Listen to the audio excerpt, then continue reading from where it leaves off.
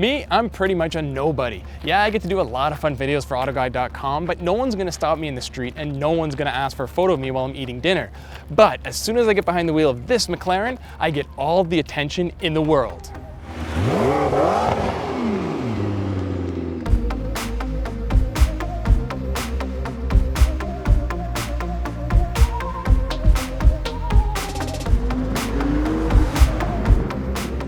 This is the McLaren 650S. It is a British-born supercar looking to tussle with the likes of Ferrari and Lamborghini. Mounted behind me midship is a 3.8-liter turbocharged V8 that makes 641 horsepower and 500 pound-feet of torque. Now, power is sent to the rear wheels through a 7-speed dual-clutch transmission that McLaren claims is good enough to rocket this thing to 60 miles an hour in just 2.9 seconds and hit 100 in only 5.8. Now, this car may be meant for the racetrack, but I'm driving it where most of them end up, on a public highway. Even if I was able to somehow come to a complete stop on the road and then hammer the gas, in 3 seconds I'm breaking the law, and a couple seconds later I'm looking to lose my license for a very, very long time. So what's the point of owning a car like this if you can't use all its performance? Well, it's the knowledge that it does have that performance, and more importantly, it's the knowledge that others know this car has that performance. Part of owning a supercar is making sure everyone knows it's a supercar.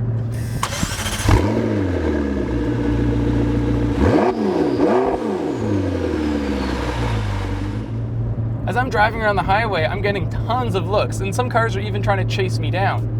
But you know what? Traffic's building up, and I think it's time to take this off the highway and go show off around town.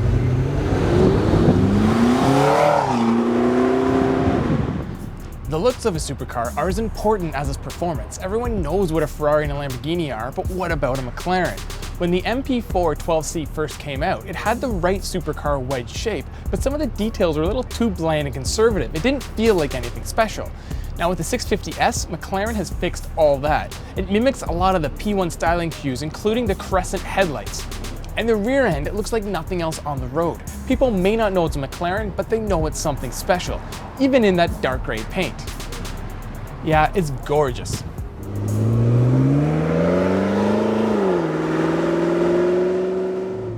If you're in any way an introvert, don't buy this car. Everywhere I go, people are turning their heads, taking pictures, and shouting things at me as I drive by. Kids with cell phones are constantly littering the sidewalks, and I even have people stopping me at red lights to ask me questions. In gas stations, that's a whole nother issue. A mini car meet breaks out every time I have to refuel this car, which is quite often.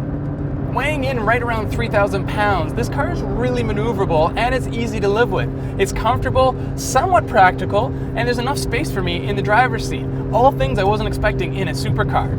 But the electronics do suck. The infotainment system feels like an afterthought, and the backup camera is slower to respond than a part-time high school fast food worker.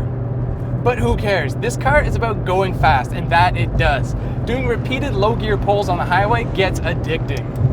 I just don't think I'll ever be able to get over that whoosh that happens when the turbos kick in.